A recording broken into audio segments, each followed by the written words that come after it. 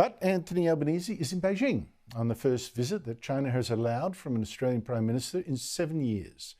Now, that ban by China on visits was to punish Australia for not giving in to this dictatorship, giving it access to things and criticising its human rights record. China even slapped bans on $20 billion of our exports, bans which are only now being unwound, in part to allow China and Albanese to celebrate today the day 50 years ago that another Labor Prime Minister, Gough Whitlam, became the first Australian PM to visit China, meeting and bowing to Mao Zedong, China's first communist dictator. This is commemorating 50 years since Prime Minister Whitlam came to China to recognise that the first visit by an Australian Prime Minister to China following the recognition between Australia and the People's Republic of China upon the election of the Whitlam government. Albanese is congratulating himself as some sort of super diplomat because he says, yeah, look, you know, China's now unwinding all the trade bans except for things like lobster, for instance. Diplomacy's back. I spoke a short while ago to Sky News political editor Andrew Clennell, who is in Beijing and had to do it early because it's now waiting to see Albanese meet President Xi any moment now. We'll bring you that when it comes up. Andrew Clennell, thank you so much for joining me. What is Anthony Albanese wanting from this trip? Well, I think he wants the lifting of trade sanctions, lobster and beef, that's first of all. I think also he's just trying to achieve a level of engagement with China we haven't had. And the US also seem to be doing that. I mean, we're going to see at APEC in San Francisco, Biden and Xi meeting. So while they do have different systems, obviously Australia's a democracy, so is America, and they don't like a lot of the things the Chinese government's doing, the South China Sea, on human rights, with cybersecurity, etc. Everyone wants to avoid a war, frankly, Andrew, so I think that's part of it. But obviously the trade thing's a massive part. I mean, as much as people might not like some of the things the Chinese government does, you can't ignore the fact they're responsible for a third of our exports, $150 billion worth of resources a year, and that they can turn the tap off as they've shown. So, look, I think that pretty neatly wraps it all up. I think that's probably right. But what do you think the Chinese want from this visit? Well, that is a more difficult and a more interesting question. I think from what I heard from Premier Li Qian in his speech this International Import Expo they hold in Shanghai on the weekend, I think China wants to open up a bit more. I think they want a bit more on the trade front. I think that they don't want to go back to the situation they were in 10 years ago, which was, face it, a bit more Western, a bit more open. But they do want to open up a bit more, and I think the economy has a bit to do with that. I mean, there's been such rapid growth here for so long, and that has slowed. Surely it benefits them if there's better relations with other countries. So, I mean, I saw at the International Import Expo who turned up. Australia turned up, Serbia turned up, Iran turned up.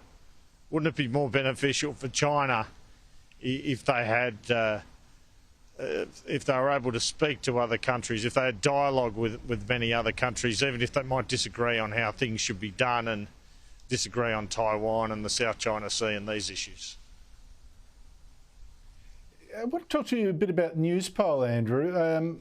I'll talk about it more later with the panel, but we've seen Labor's lead over the coalition cut again to its smallest since the election. It's now just 52% to 48 ahead. More remarkably, Albanese's approval rating, which was already falling steadily, has now crashed almost off this chart. It's down 5% from just before the Voice defeat. What do you think is going on? Well, he had a big loss, and people saw him have a big loss. So all he's really had before are wins, the federal election, the Aston by-election. I think that feeds into a public perception. I mean, I think a lot of people would have said, well, why did you bring the referendum on? How good's your judgment? So I think a lot of the overseas travel hasn't helped either. And obviously cost of living. I mean, we're preparing for another rate rise tomorrow. That's odds on. And so that's why I put the question to him today, where you're overseas again. He said, well, look, this is about the economy. It's about Australian jobs. But I don't think Albanese should go to APEC. I don't see any reason for him to go to that in another week and a half. I can see why he'd go to the Pacific Islands Forum. We're in competition with China's influence in the Pacific. But he's already met the two superpower chiefs, right? He's met President Biden at the White House. He's now meeting President Xi at the Great Hall. Not a bad couple of meetings in terms of access for Australia. Why can't he send Jim Chalmers to APEC? I think, you know, at some stage or other, he's got to draw the line under some of these international trips, because the sentiment back home will be, you're not paying attention. As you say, it's actually been on 18 foreign trips in 18 months. It's got 2 more coming up later. You mentioned APEC, you mentioned a Pacific meeting. I get that a lot of this is good for trade, right? Particularly the China visit. It is good for trade. You've got to swallow your pride to some extent, not too much, I hope. I worry about that. But, you know, jobs. But I'm wondering, Andrew, whether there's also not just seeming to take focus off what's happening here at home, that he is lifting his focus of some of the things that's happening at home. I'm just wondering, how do you find the Prime Minister now, particularly after he's spent so much time investing, not just travelling, but the voice as well being a big distraction? How does he seem to you now? Look, I think he gives his ministers a bit of leeway, a bit of rope, and then he kind of makes the final decision, more so than the more centrally controlling Kevin Rudd's, Malcolm Turnbull's, Scott Morrison. So we've seen them deliver a budget surplus. Now, a lot of that's off commodities and off China, frankly, but they still delivered it. They'll be looking to deliver another one and say, we're the responsible economic managers and here are the tax cuts come the next election. I don't know there's much he could have done about inflation and rates. It is a global phenomenon. There's some tweaks probably, but I think the public accepts that if you just give cash handouts, that fuels inflation more. So I still think the government is tracking okay. I can see why people are starting to get angry on the cost of living and think that they should do something. I think, as I say, I wouldn't go to APEC.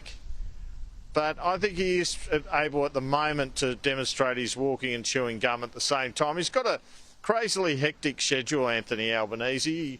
He made sure he's in Queensland a couple of times and all over the country between these arduous Washington and China trips. I think he's got a reasonable cabinet. I also think that after Peter Dutton on the opposition side, they don't bat that deep, and that works in the government's favour. So all this will head into the election. Well, Andrew, thanks for talking to us. You better now position yourself for the big meeting. Let's see what comes out of it, apart from happy snaps. Thank you so much indeed for your time. Really appreciate it.